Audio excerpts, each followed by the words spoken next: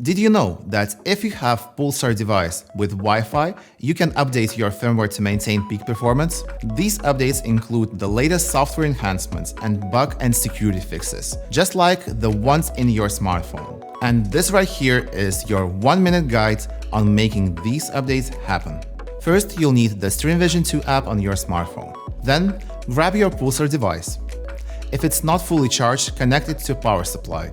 Now, turn on the Wi-Fi connection in your device. Once it's on, open your Wi-Fi settings on your phone and connect to your thermal's Wi-Fi. Then, back to Stream Vision app. In settings, you will see this device needs an update. You can also read about the changes this update will bring to your device. The first thing to do is to download the firmware onto your phone. For this, return to your phone settings and reconnect to your usual local Wi-Fi. Then back to Stream Vision 2 and My Devices. Then download the update.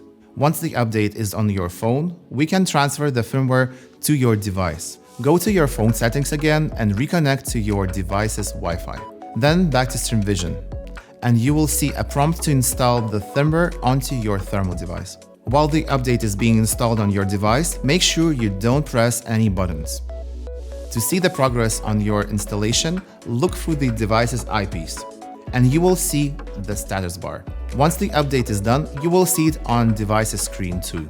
And that's it. You've got updated firmware, and you're ready to go.